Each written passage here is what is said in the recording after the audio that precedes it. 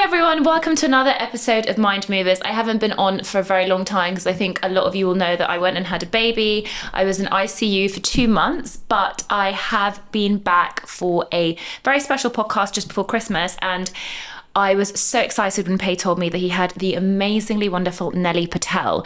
For those of you that don't know, Nelly Patel is an incredible cosmetic dentist based in the famous Kiss Dental with Kailash Solanki, and she is also a superstar from the TV show Maths. Now, I have to admit, I only started watching Maths, the very first season that I watched was during my maternity leave.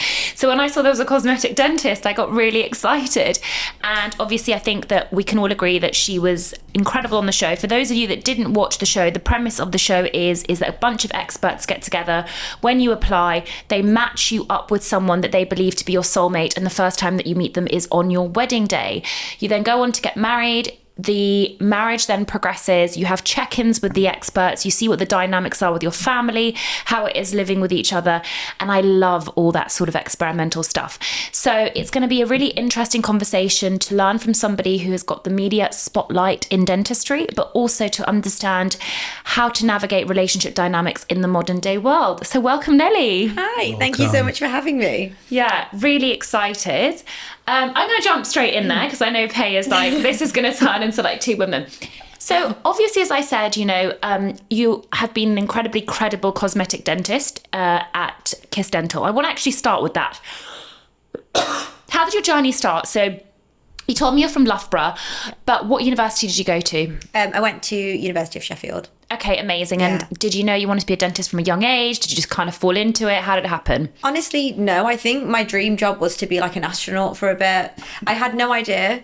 And then I think when when it was time to sort of start choosing your A-levels and stuff, I always knew I was a science girl and I'm like good with people. Yeah. So it was either, I was tossing up between dentistry and medicine for a very long time. Mm-hmm. And then I chose dentistry. It was honestly really 50-50. Just chose it because I think I knew I wanted to do surgery or something like, I knew I wanted to do surgery. I think with medicine, it's really difficult. Like I wanted to, if I was going to do medicine, I was going to do the surgery side of it. That includes nights. I wanted to have a life where I could have a family and stuff. And I think dentistry allowed me to go down that path if I wanted to. So you qualified in 2017, which is a lot later than me. I am an old bird now. And I would love to know how you got into such a successful cosmetic practice, because I think that's what a lot of young dentists would want to know as well. You only graduated 7 years ago, 8 years ago now. I'm 20. No, what are we? 26. Yeah. 8, 9. Yeah. Yeah. So 8, 9. yeah. But how was your kind of cosmetic dentistry journey? How did you get into that field? To be honest, I would say, it's something that's always interested me for a while. And then I met Kailash through a friend on a night out.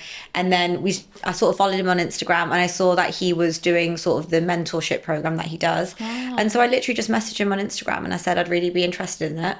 And then, it kind of just spiraled from there. How long have you been there now? So I started in 2020. So about 5.5 years. Yeah, amazing. I love that. So what does the mentorship program involve? Quite interested. So it's 2 years, and then on the first year you do 3 clinical days, 2 days shadowing, and it's just shadowing Kailash all day.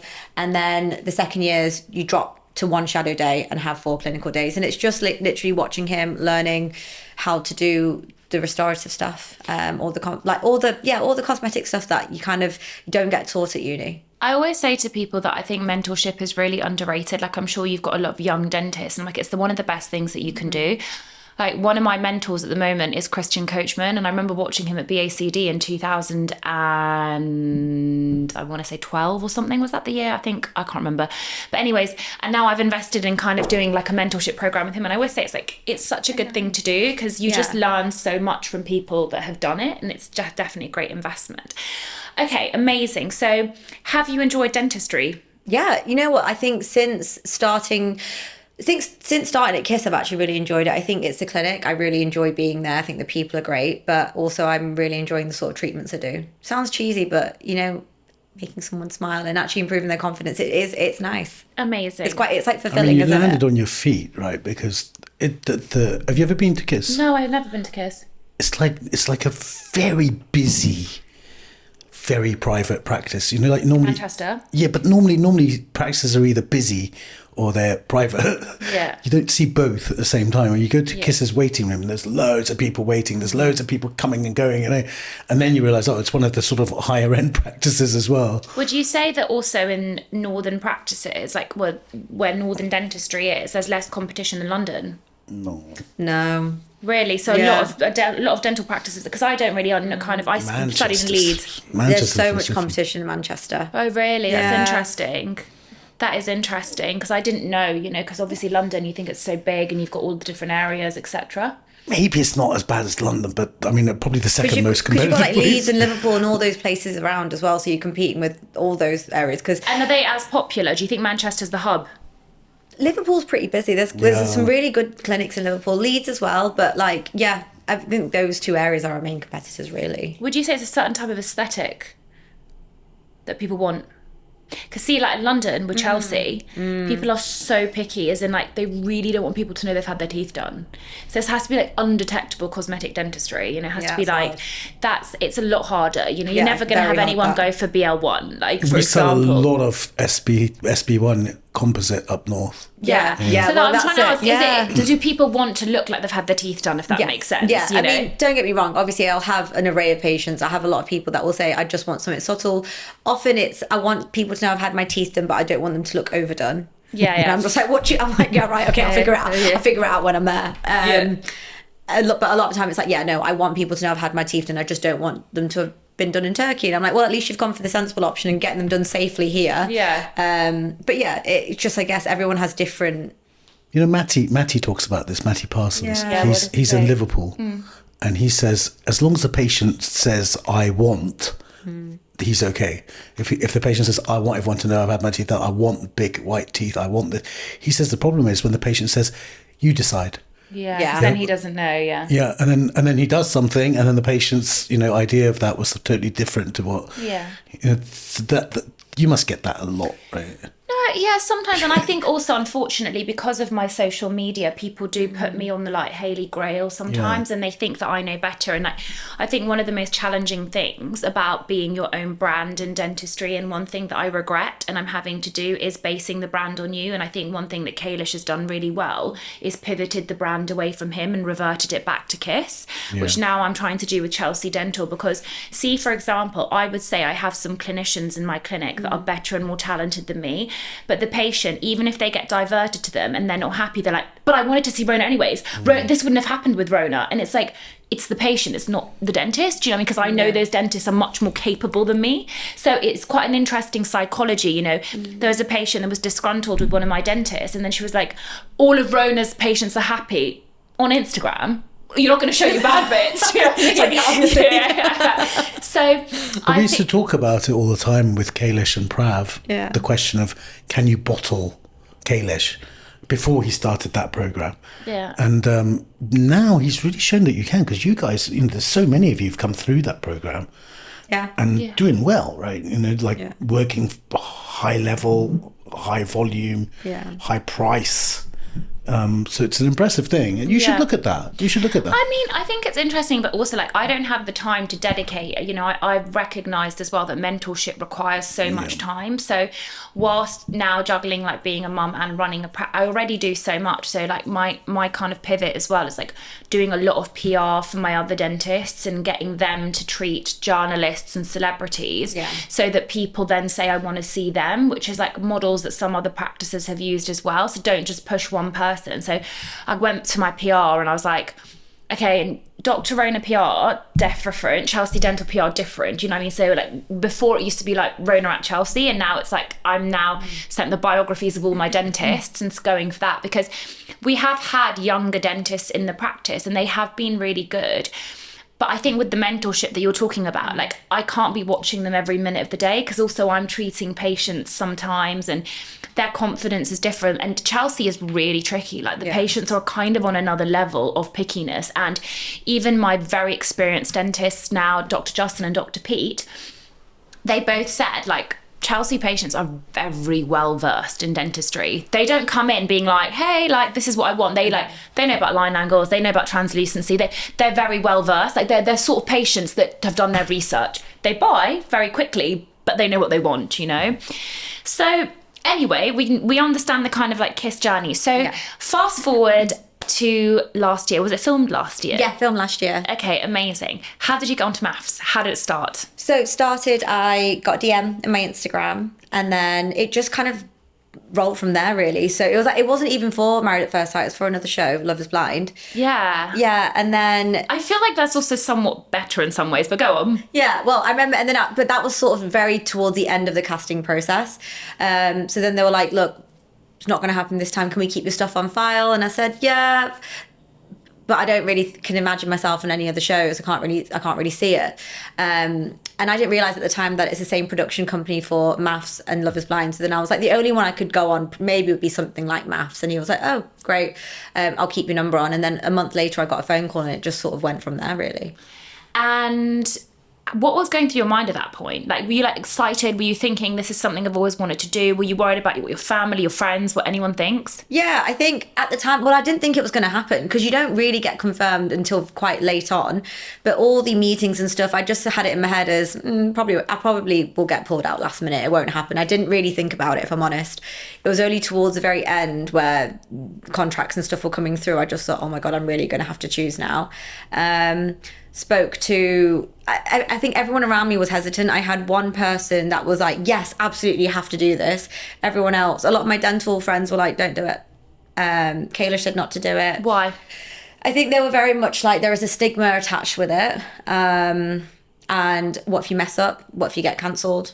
Just loads of things. Can I tell you?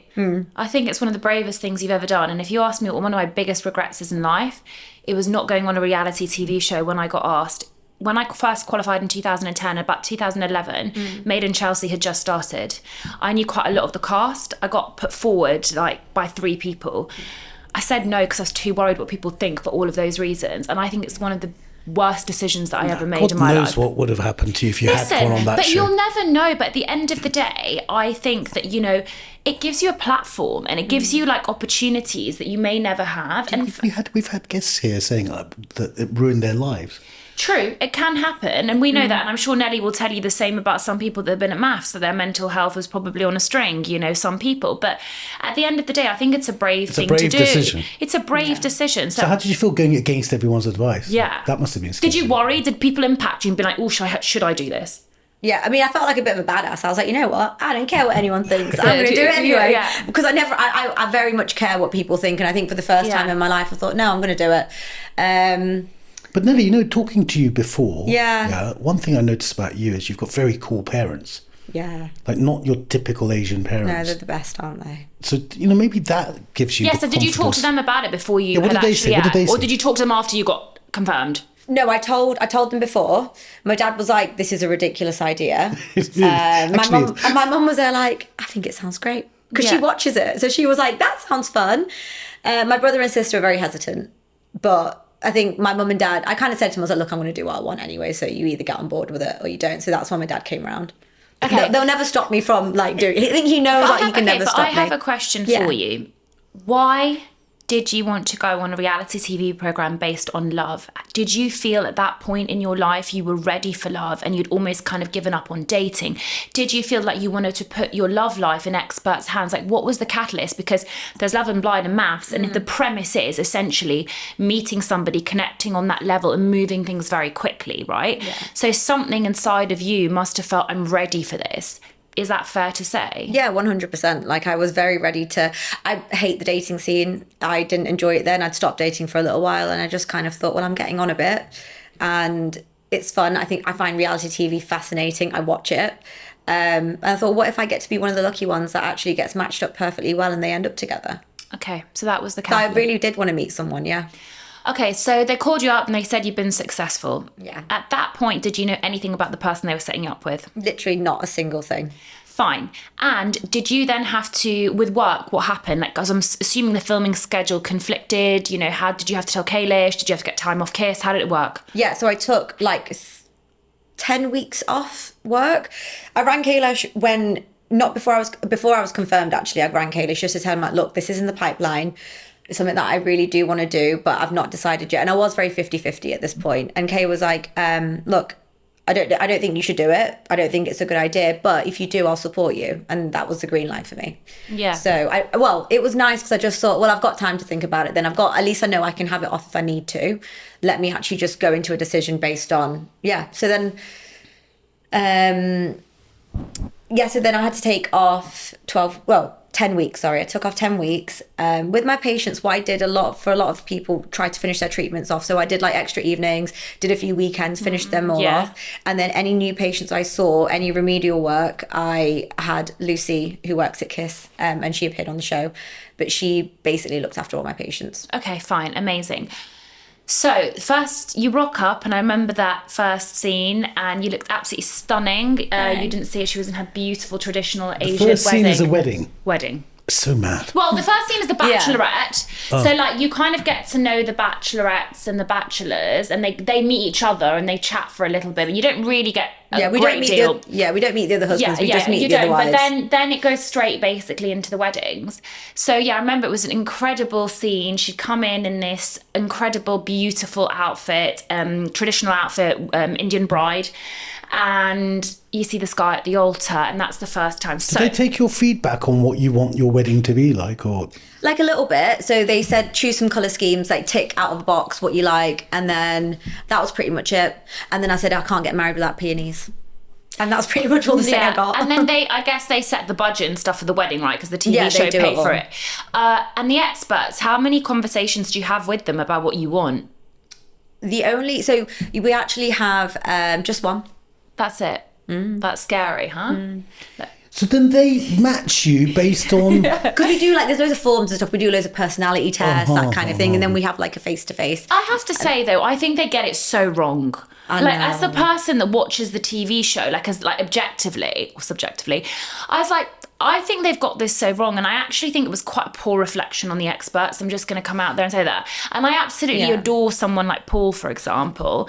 But I was just like, how have they got, not just for you, but on so many levels of so many different people? Well, technically, I don't actually know whether I'm allowed to say this or not, but they have so on that day where you choose what you kind of want for your wedding and stuff, they have a psychiatrist who does your personality. She basically does all these questions and stuff, and then she technically matches you. I don't know how it works. I still don't know how they... So the experts aren't the matchmakers? No, but then I think... But we don't even still know. I don't know whether they get to do last approvals of them, or they say, look, this person could match either this...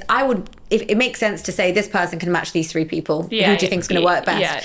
And then the experts have a say. But I think the experts, I remember watching a clip that Paul said that he doesn't get to choose us. He just gets to choose, these are the people that are presented to him, and then the experts have to match within that. Yeah, fine. It's so interesting, so it's fascinating. But I've been on the show. I still don't know how exactly they match us. There's so secretive about it. It's an arranged marriage. Yeah, but I think that's the premise, and that's why I find it so interesting. I think that we've become an age in society where women have become so disillusioned with the dating scene and the promise of happily ever after, that they're happy now to put their lives in someone else's hands. That's why these dating shows are so popular. It's rough out there, man. It's really rough on the dating scene, I've got to tell you. And go on. Expand on that, because... Payman and I have do you want to have a look at my just dating apps? Then you'll understand. No, but really, it's been a while. So it's just horrendous. What's the story? Nothing. It's just. I mean, the types of men I've dated, obviously, they weren't great, because that's why I went on maths. But it's just hard. I think even dating now, even trying to get a connection, I think the swiping culture is so... People will always think, and I've been guilty of it too, of I can do better. Or if you kind of start talking to someone and it veers off, or you kind of been dating them for a little bit and then fizzles. I think before, because it's so hard to meet someone organically, you kind of want to try and work at it a little bit or find out. But now you just think, whatever, I'll just swipe and find somebody else. I think ultimately as well, you saw a clip the other day that I did about attracting narcissists, and I think there is definitely something to be said for women that are high-powered career women, and we've talked about this a lot, Pay and I. Yeah. It is difficult because I think naturally also the kind of men that we get duped by or attracted to isn't good, and that's why I always say it's really important to do the work, and when you change your mindset about what you find as attractive, it really does help, because I'd gone through 3 years of just picking the wrong people. Yeah. And I think, I was well, I'm also the common denominator because I'm allowing them to come into my life.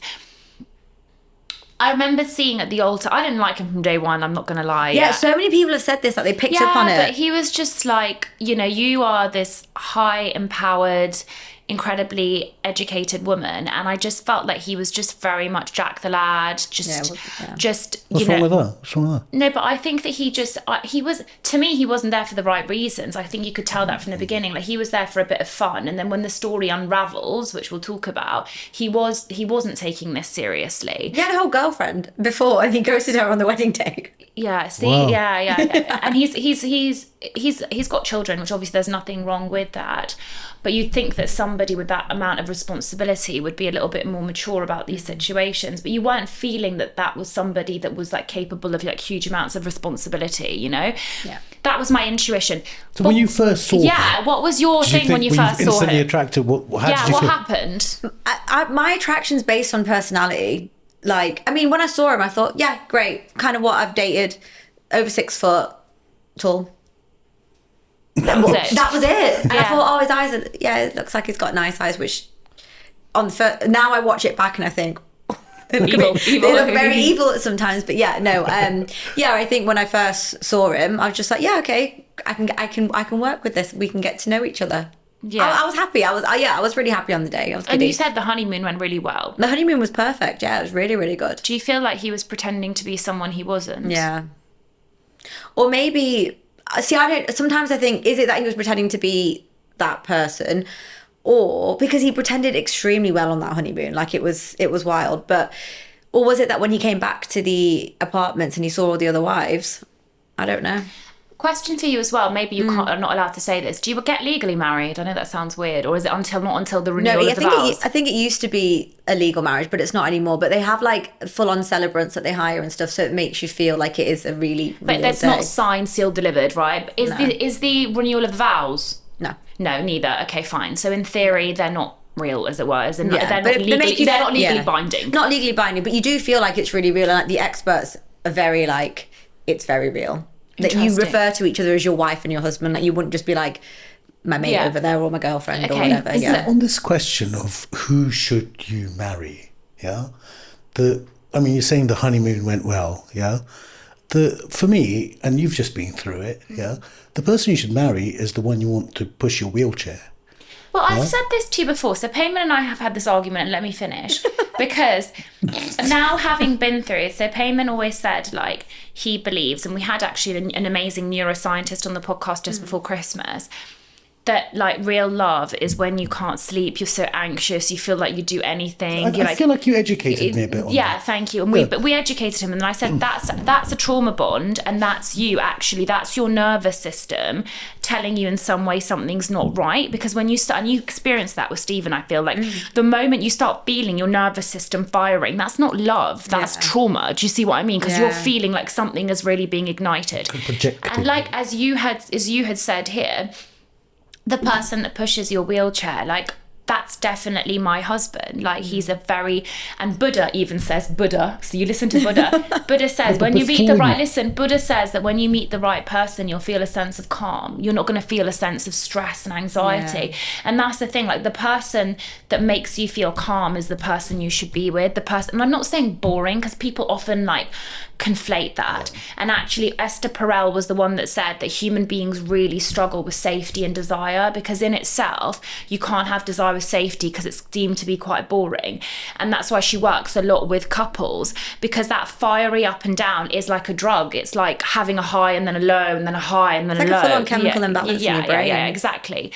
And it consumes your whole day and it consumes your whole like thinking process. Yeah. So but then on that point, you've been in a few relationships before. When you think about the ones that were right or wrong, whatever, that question of how do people react in difficult times, do you agree that's I think it's very telling. Key point, right? Yeah. Because life's full of difficult times. I mean, we can all enjoy Ferraris and private jets. Yeah. Anyone. Absolutely. Yeah, no, it is. No, 100%, I do agree with that. So then, so on the honeymoon you enjoyed, but the honeymoon I expect was somewhere nice and whatever. Yeah, I was in Jamaica, I had the best time. There you go. Yeah, it was lovely. Yeah. And then we came back, moved into the apartments, and then you have like your first dinner party when you meet all the other couples and see who everyone's been matched up with. do you feel that's when it changed?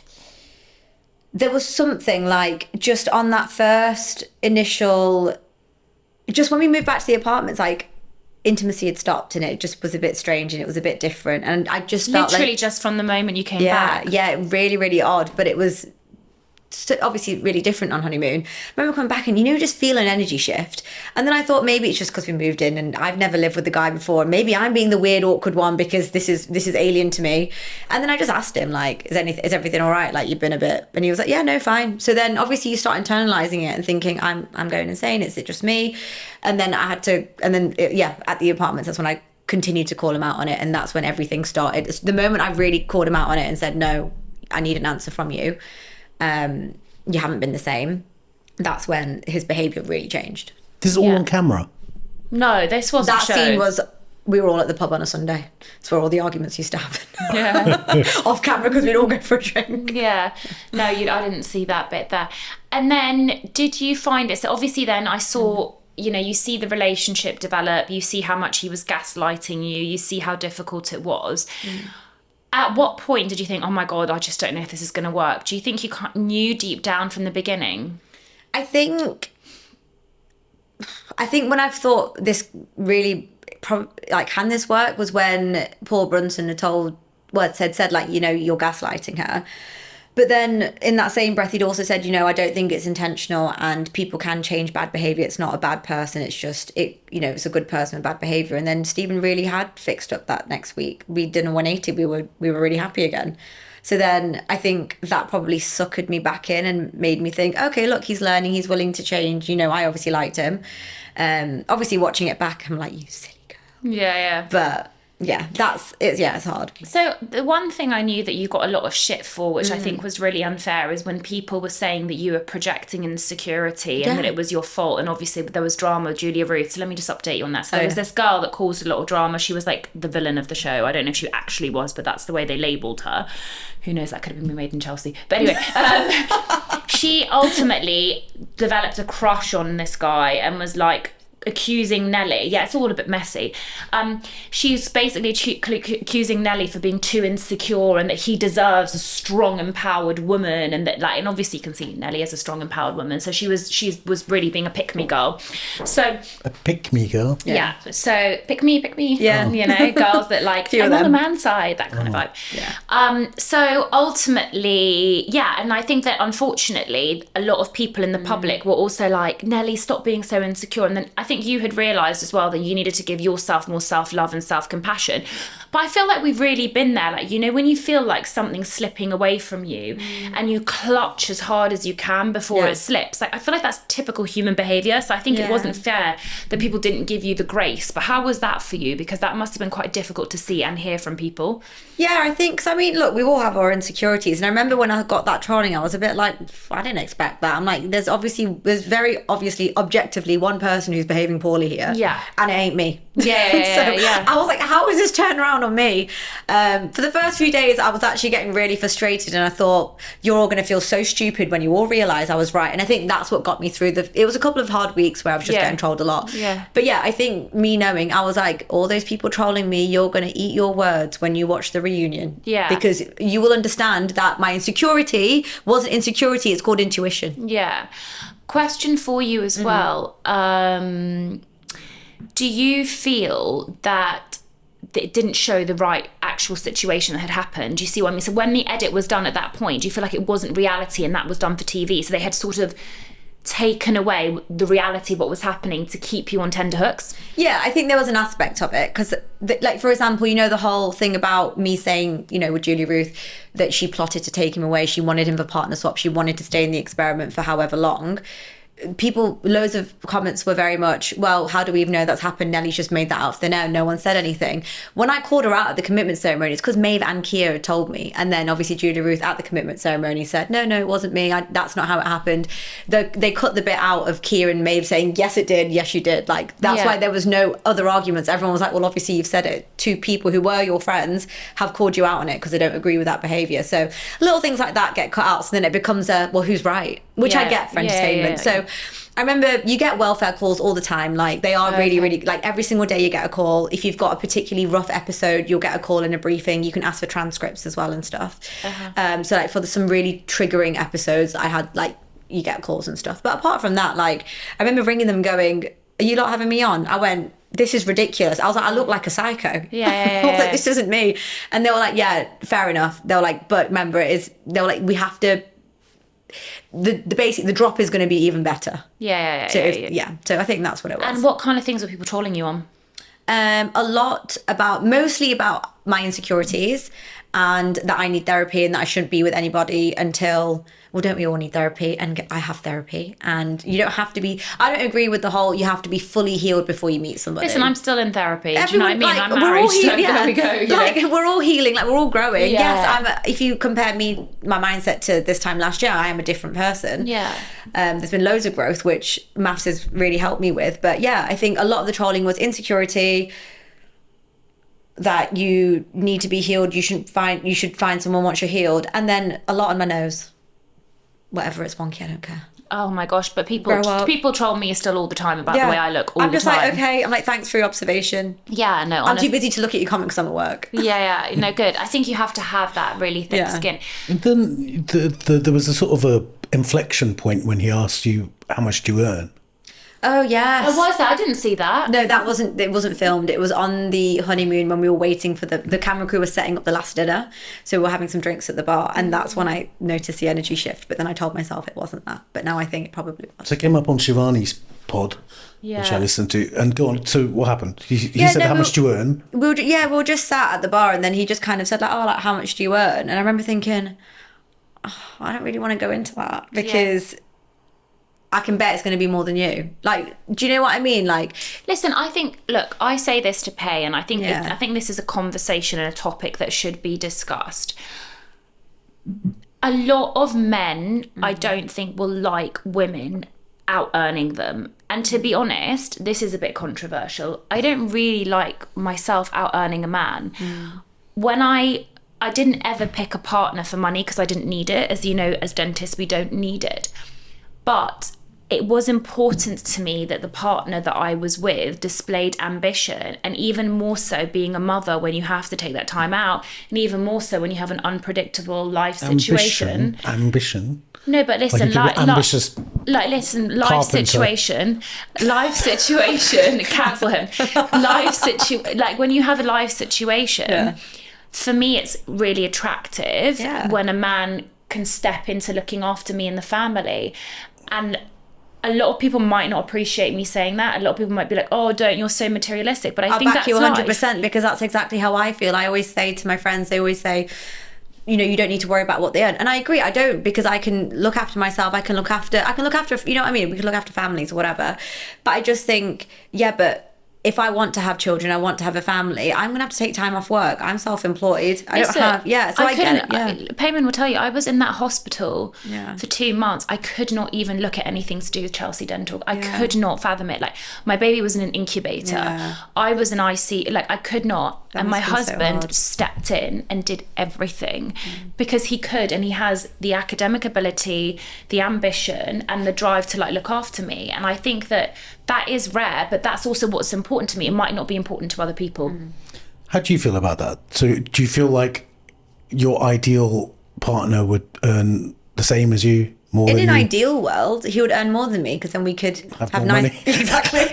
We could have more money together. But yeah, I mean, there is no problem. It just depends, doesn't it? Like, but obviously with Stephen, it didn't bother you, right? Because at that point, I was like, I'm here for the love. Yeah, I'm here for the love, and also I'd pretty much sort of in my head, I'd gathered from what he does.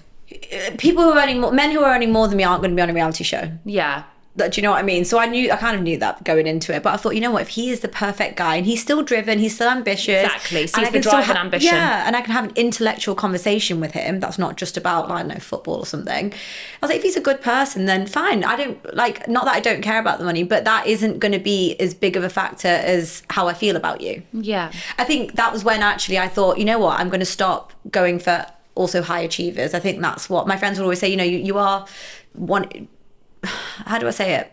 You used to filter men, not based on what they would earn, but depending on their job, like if it was going to be miles apart, then I just know that power dynamic's never going to work. Yeah. Like I have to be realistic about it, and it is a controversial subject, but I'm like, if we are worlds apart, how are you ever going to be okay with that? You're not. I don't think it should be, because also men have it that way too. Like you told me, Pay, you have some friends that would find it really difficult being with a woman that would earn more than them, or you've had a friend like that and they really struggle with that power dynamic, you said.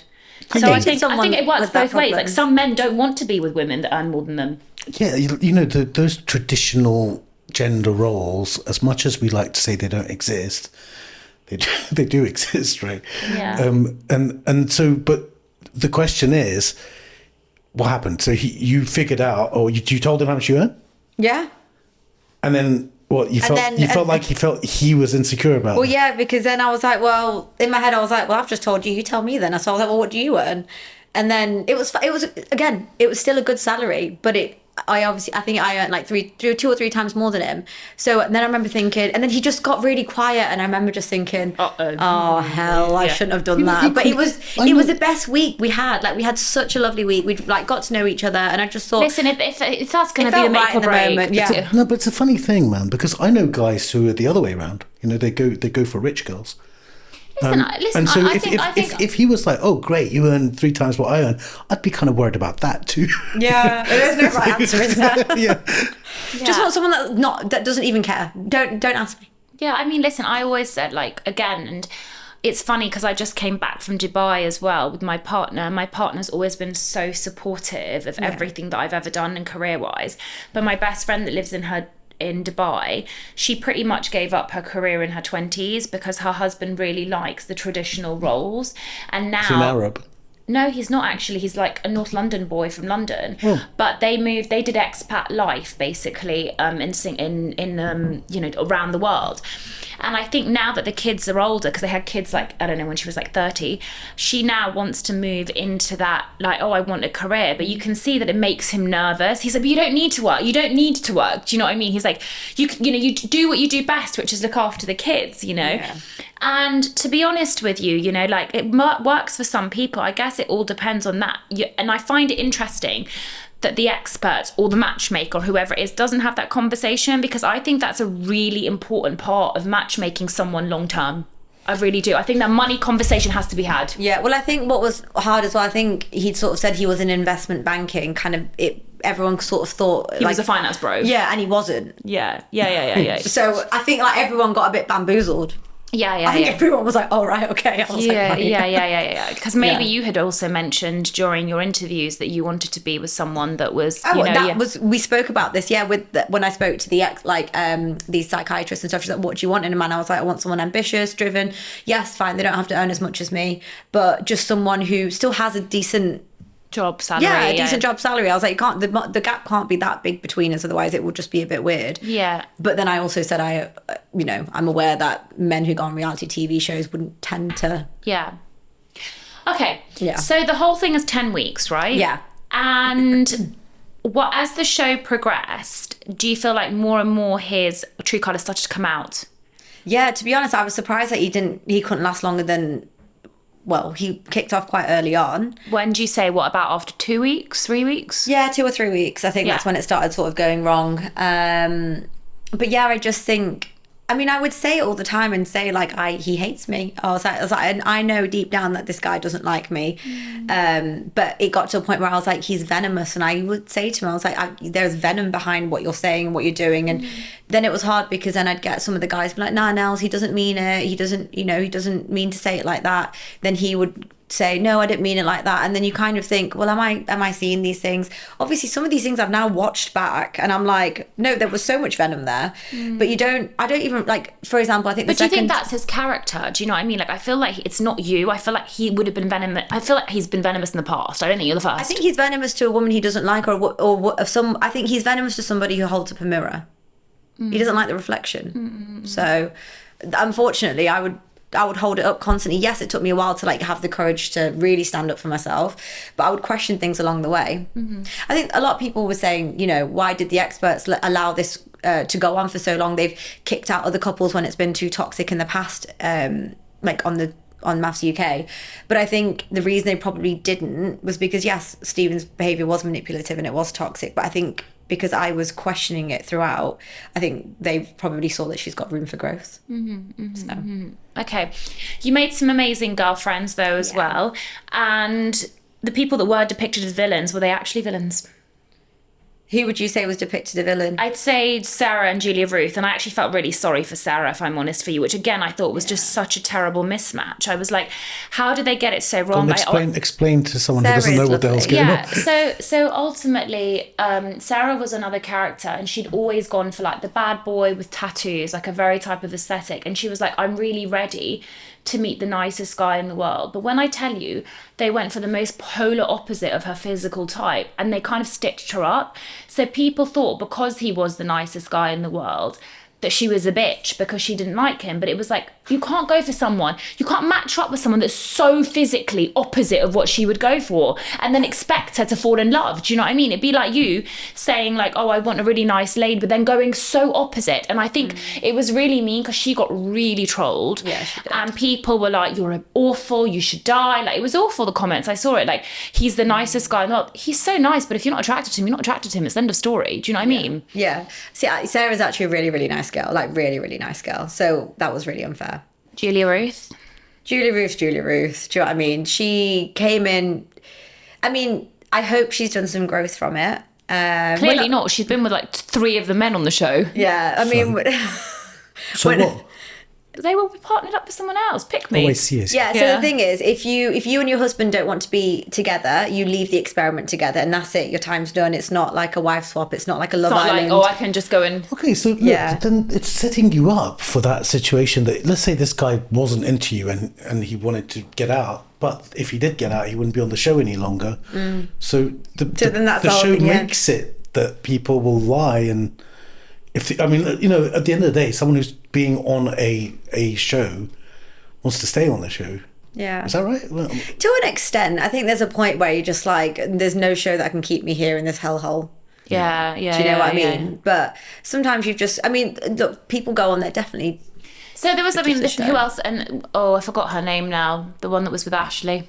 Grace. Yeah, she also was villainised as well. I really like Grace. I have so much time for Grace. I think she's really, really nice. I think the edit was quite... Basically, it was really interesting because she's, again, poor matchmaking. This is what I think. Super duper feminist, like hardcore. Like, she would do anything for a woman. She would walk through fire to help out another woman. She really would. But they matched up with quite a traditional guy. Do you see what I mean? You know, so she made him like read books on feminism, and like there was so much personality clash. And it's like, I don't think either of them. I guess it makes for good TV. Right? But that's why I'm saying, like, that's why I worry about the intentions of these reality TV shows. Like, is the intentions pure? Because you have people that I think a lot of them that are going into the experiment truly wanting to find happiness. Yeah.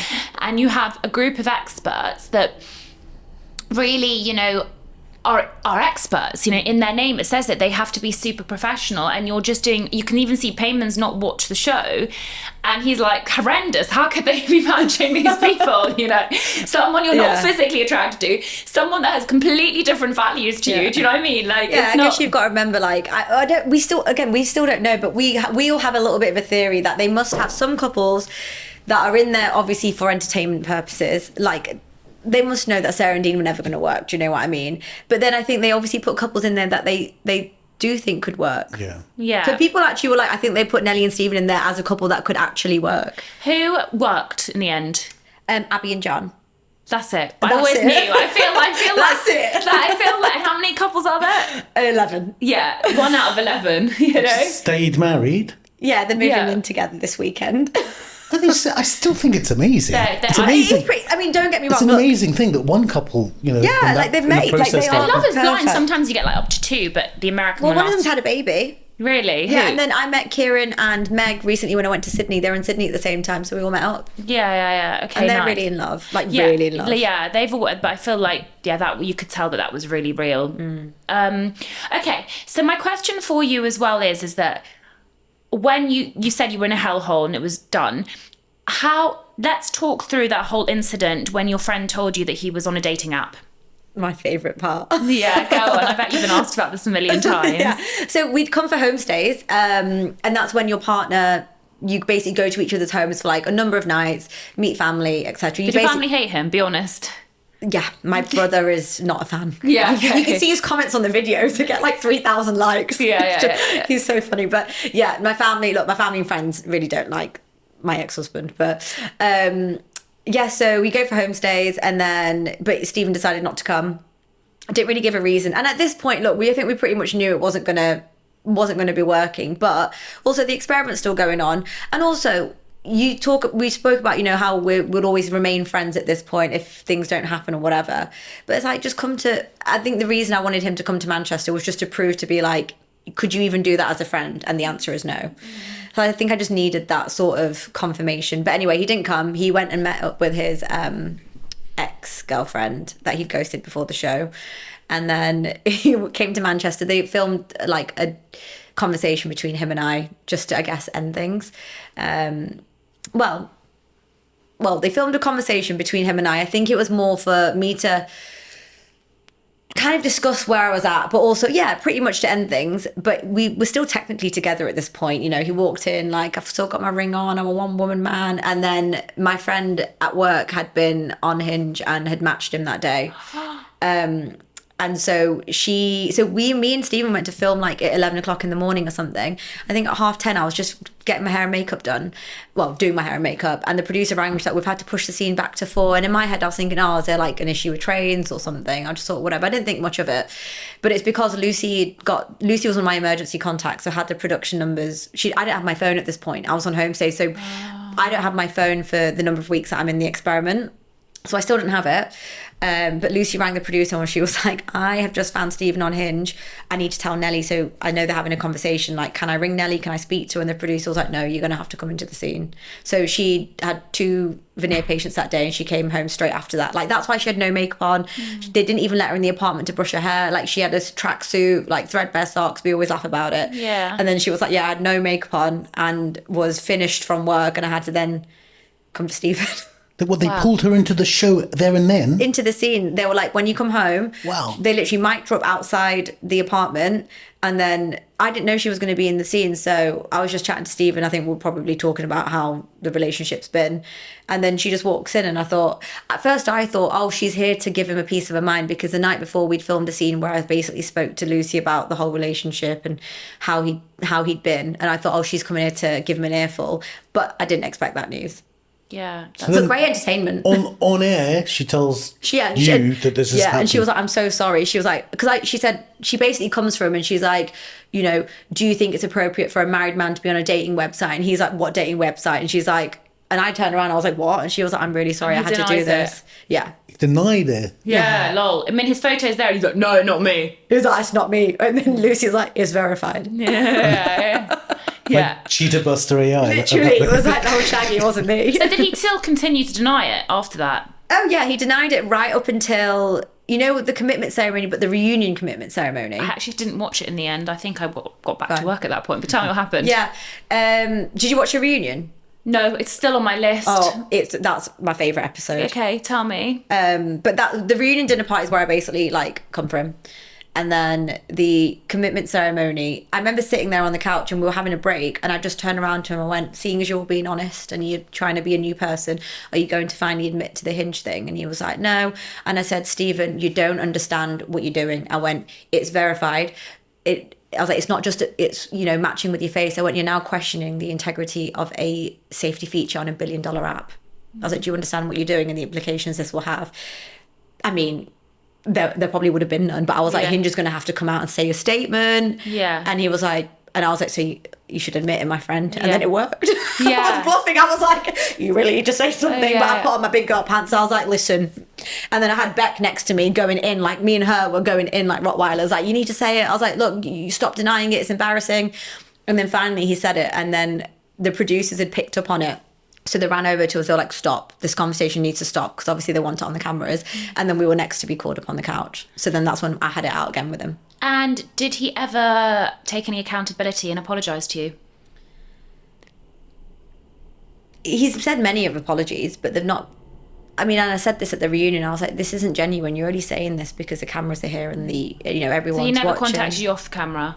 he contacted me off camera when his ex-girlfriend came out and did a whole TikTok series about how she was dating him, and then he ghosted her on the wedding day and met up with her and never told her that he was going on the show. No, he messaged her on the wedding morning saying, I'll speak to you later, I'm off at work now. And then he had we all got burner phones, but he like contacted her throughout the show when things weren't going well between us. But she's posted all this proof on TikTok. Yeah, wow, that's crazy. He goes to her on the wedding day just before coming on the show? Yeah, like on the wedding morning. So you saying to me, when she says it's rough out there, she means it's rough out there. It's rough, but I'm like, who's got the... I was like, could you be bothered? I couldn't keep up with the line. I wouldn't be able to remember. Yeah. So my question is as well, did you find the experience overall traumatic or extremely enlightening? I think both. I think both can, I guess, coexist. You know what? I actually had, like... The trauma from it is, yeah, it was pretty bad the way I was treated. And I think... Was your self-confidence really low during the show? Extremely low. But then I had the girls that kept picking me up. But my confidence was at an all-time low. But then in the same breath, I've had so much growth. Like, my confidence has now never been as high as it is. Is that the right word? I've never been as confident in my life. So you feel like it gave you a real opportunity to reflect on what you want from men, who you want to pick as a partner, things like that? Yeah, like I look at men differently now. Like before, I would think I want these things. And now I look at a man and I think, well, would he be... kind? Yeah, would he be kind? Would he be honest? Would he give me space to be emotionally vulnerable? And you know, these are things I didn't really... No, but we don't. And I think this is the problem. Like, what I get really upset about and this is before I did the work as well, when you ask someone who they would like describe as their ideal person, they never list characteristics that matter. Honest, kindness, ambition. No, they'll list all the superficial things. Like, that's what I list when I talk about a man. They'll say someone's got money, someone that like has got a certain aesthetic, build, whatever. Goes to the gym, likes to work out, keep fit. Yeah, plays tennis, like whatever, like floats your boat. But you'll never hear them say things like kindness, cares about their family, like integrity, like all of this stuff. Surprising. And it happens all the time. And I talk to my friend who's a psychotherapist, and I feel like until you've done the work on yourself and gone to therapy, you recognize, and this is what I say to you, you know, when the going gets tough, like I had in my own experience, all the superficial shit goes out the window. Like you said, you get cancer, you end up in a wheelchair, your baby's not well, whatever. Those are the things you want people to really be there for you, you know, not the people. Yeah. And at the end of the day, even as a woman in dentistry, at any point our careers could start going down as well. Yeah. Do you know what I mean? So it's that person to pick you up and hold you when they can.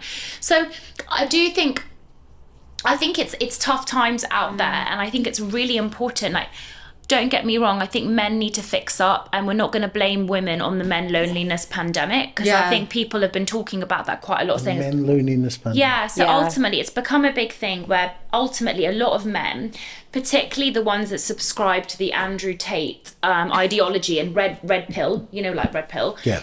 They're basically saying that women are to blame for the men loneliness pandemic, and that's because women are demanding too much of what they want from men.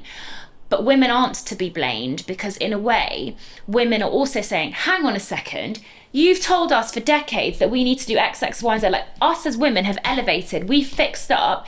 You should fix up if you want us to choose.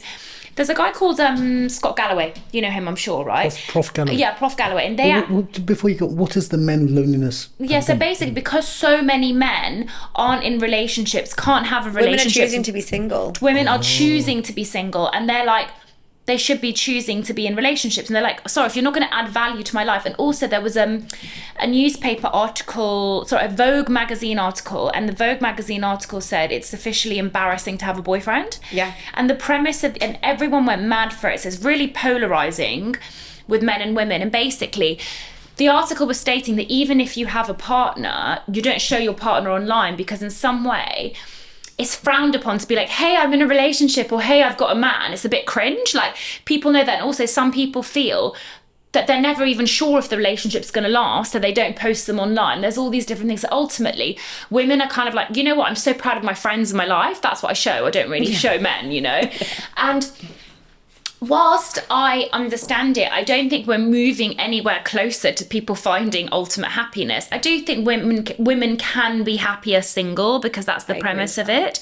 But I don't think we're moving towards, and I do think when you look at it, which again, a lot of people don't question, and again, Prof. Galloway talks about this, most women, based on their superficial criteria, job, height, build, blah, blah, blah, will actually end up choosing the 2% of men on the dating app. They'll get rid of the 98%. And within that 98%, you might have a guy that's super good looking, but he's not over 6 foot. You might have the guy that is like really kind, has a good job, but like, I don't know, doesn't go to the gym, whatever, yeah?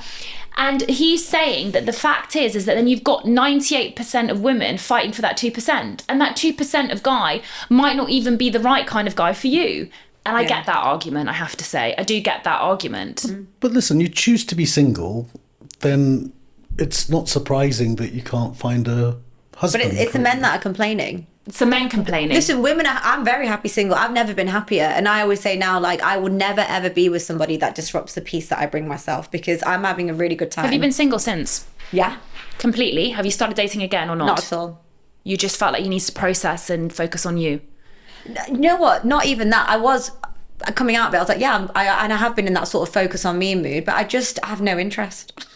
Yeah. Just not currently. I don't know. I just don't have an interest. Although during winter, I was like, oh, I guess it would be nice to have a cuddle. But then I got over that within 5 minutes. I was like, whatever, I'm over it. And do you feel... So now you have a very clear understanding of where you want to be, right? Yeah. And you have a clear understanding of the kind of guy you want to be with. And I guess you're like, I'm not going to compromise on any of that. Yeah, like I've been in awful relationships. I've been where, you know, I've been with people that have made me really sad, and I never want to be in that position again. So I'm very much like, I love the life I've built. I love how I live my life. I'm very happy at the moment. If someone can fit into that, great. But like, and I'm not saying, you know, if someone ruins my peace, it's over. Like, I completely appreciate it's normal. Relationships need work. You know, it's not going to always be plain sailing. But if there is a pattern of it's more bad than good, like, I don't want it. Yeah. I mean, you have to be careful with the words, because compromise is the whole of marriage is compromise. Yeah. And I'm so happy to compromise. I guess you're saying you don't want you don't want to compromise on that. Well, I lost myself in that relationship. Yeah, and I've been there. He really reminded me of my ex-boyfriend, where I really lost myself. And I was so enamoured with him for all the superficial reasons, enamoured. And in the end, he was a gaslighter, a narcissist, pulled the floor. Like, and then because they do that, like, as you said, like, so after the honeymoon, for me, it was 3 months. I was like, but what have I done? Because I don't understand what's changed, like, just overnight, you know, because then you start questioning yourself and you do everything. Wasn't going to the places that I used to love going, didn't speak to my friends, was not living the life I wanted to live. And it's just not worth it in the end, you know, especially if you have a life that's rich and full. You know, you told me, before you got here, we were talking, and Nelly was saying she gets recognised in the street. Yeah. And you know how I feel about that. I find that very vulnerable. I don't want to be recognised. I don't want to be.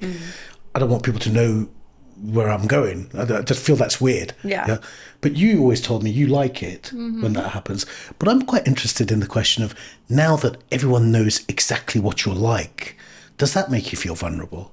No, because... Is it empowering? Yeah, it's empowering because I back myself. I'm really happy with who I am. So I'm like, It honestly, it doesn't really bother me. Take it or leave it. All right, question though for you. So obviously you've gone back to being a full-time dentist. Has this made you feel like you'd rather go into a different career path being on TV? Or are you like, no, I'm happy being a dentist. I was in the experiment. Cool. I would love for a way to intertwine them both, but I don't know how that could work. You can do that. I've been doing it. I know, that's what I mean. I would love to do that. Like, I actually really enjoy, yes, it was traumatic at some times, but I actually really enjoyed the TV side of stuff. Like, I find it really interesting. I love, you know, talk, I don't know. I would love to be able to find a way to do both. I think you will. I If I could, that would be my ideal. Like, if I could do dentistry, or just even do how I did, like, blocks of dentistry and blocks of this kind of stuff. I would love that. Or, you know, I would love a way to intertwine them both. But I would work so hard to be a dentist. Obviously, you know how hard it is. I would never get rid of that. I find it interesting because I think there's been a real wave in social media now where so many doctors, not necessarily dentists, but so many doctors are literally leaving being a doctor to become a full-time content creator. And I don't judge it at all, but I'm like, I find it hard to resonate with, because I'm like, you studied 6 or 7 years to become a doctor. And whilst we know the NHS is broken, and whilst we know that it completely burns them out, it is interesting to see this transition of these doctors being like, do you know what, I'm not actually going to practice medicine, I'm going to talk to you about skincare products instead, you know. And they can make a more lucrative career about it. Yeah, but as Nelly was saying, it's hard to make that good money from it. But as Nelly was just saying, like, I honestly, you're going to think I'm really weird for saying this, I honestly feel so happy when I'm doing dentistry. I'm going to tell you that why not? I could not imagine doing anything else but dentistry. And actually, when I'm treating the patient, like, forget the complaints, forget the patient management, forget like running a practice. When I'm actually in there physically doing the dentistry, I feel like it's actually my time off in my head, because I'm actually so focused on what I'm doing. It's almost like being in an art studio or being a painter. By the way, when I switch off. It's so important for people to have a career for that reason, right? You know, that you reckon? What do you mean? Master your art, right? And because you didn't enjoy it, you told me. No, I used to enjoy it. But why did you leave? You know, the opportunities changed. But my point is this: your friend in Dubai who doesn't have a career and is sitting at home looking after the kids is missing a really important cornerstone of life. It's not only, of course I understand what you're saying about worst case scenarios, she can feed her children or whatever, by having a career, of course we understand that, but it's much more than that. Having a career is an important sort of part of being someone. And then when you become a mother, I've noticed my wife used to say going to work was a break. Going to break from the children, you know, which is something that doesn't get talked about enough either. That, you know, as a guy, you haven't got the constant kid pressure, but as a mother you do, and so you need an identity apart from mother, you know. And so your identity as principal, business owner, you know, dentist, social media star, podcaster, these identities feed you, right? I think your job gives you a lot of self-confidence. And I said that to my husband, like, when I got back to work, I was like, dentistry gives me so much confidence, because, and I'm sure you get the same, especially when you do the kind of work we're doing, where you're actually changing people's smiles. And listen, we've discussed this at length. This is why we started Mind Movers. It has one of the highest suicide rates of any profession, dentistry. And, you know, the litigation, the governing body is like, come on, we live with that sort of thunderstorm on our heads every single day. And it's really sad that they've created that system for us, because honestly I feel like people would enjoy dentistry much more if we felt like we had people on our side, you know what I mean, protecting us, or if we felt like we could be protected against oppression. It's scary. Look, you talk to your patients, okay, the ones who do well, none of them have an easy life. So, you know, this is dentistry's problems come around with this litigation issue, but, you know, you've got patients doing really well. You've got patients doing really well. Who's got an easy life, man? No one's got an easy life who's doing something worthwhile. Life is hard, you know? Like, I don't know. Uncle Pay. Life is hard, babe. I've spent 3 hours crying this morning. So, you know, life is tough. What I'm saying is, it depends on how you frame it, If you, like, I've got all the people, kids at school, they're parents of my kids' friends, they're all banker types, like your husband. You could frame that as he sits in a chair and pushes a button. You could say that's what it is. But when pushing that button could mean like make or break your career, that decision, and playing around with other people's millions, and, you know, like a couple of bad years and you're out, and, you know, that it's much more pressurized than, oh, this patient might give me a complaint. But in our world, I think it's different. Nelly will agree with me, because I know she agrees. Like, it's the thought that a patient has the control to ruin your entire career that you've worked like 8 years for, and our skill isn't necessarily transferable. It's not like I could suddenly be like, you know what, I'm going to be a finance girl now. Do you know what I mean? Like, you train to be a dentist, so specialised, and the fact that one patient can have their whole threaten your entire career is something that's always been on the heads of all of us. You know, and that's the problem. It's the particular issue with dentistry, right? But if you're a corporate lawyer, it's like serious stuff. My lawyer, my parents' lawyer, is so not scared of anything. Like, he was like, my old job of taking me to the legal board, because I feel like also lawyers know how to argue. They know their own arguments, so they're in a different sort of thing. Nelly, so tell me as well, I'm so happy to hear you've been on this journey of self-love, and you've been, you know, really at peace with the situation that happened on maths. Would you do anything differently if you had a chance? I would stand up for myself more, and I wouldn't because I think, yeah, I would stand up for myself more, and I'd probably leave a little bit earlier than I did. Yeah? Yeah, I think so. I think, you know, yeah, it's hard. I think there's a lot. The thing is, part of me wants to say, no, I won't do anything differently, because then would I have had that growth? Do you know what I mean?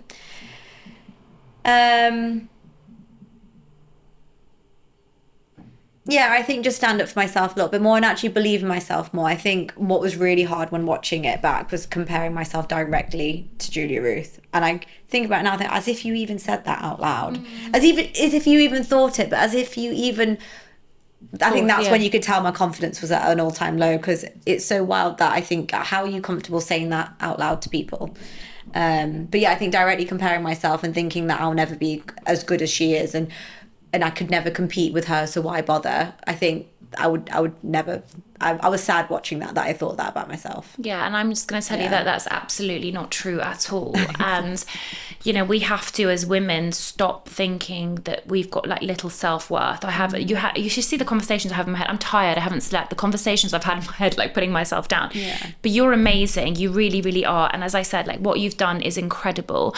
I always admire people that have put themselves out there. And, you know, I think that you're an incredibly inspirational dentist to so many people, and shown that you can go out there, you can fulfill your dreams, you can be in media and the spotlight, and also you can reflect, and you have been able to change the narrative about what has been said about you. So yeah, and I'm really grateful, and I was really excited about doing this podcast. I can't see what's to come, because I think it's just just the beginning for you. Oh, thank you so much. Honestly. And I think, you know, you were always one of the coolest chicks in dentistry anyway. Really? For sure. Did you know her pre-maths days? Yeah, of course. Oh, really? He used to party in Manny. Yeah. Because, you know, Kalish and all that, but you were always one of the coolest, and then you and the reason you were cool was because you were authentic. Yeah, thank you. And then you go on that show and you're authentic again, so well done. Yeah, well done. Amazing, Nelly. I can't wait to see what's to come. Okay, thank you so Lovely much. to have you. Thanks for coming all the way. Thank you so much for having me.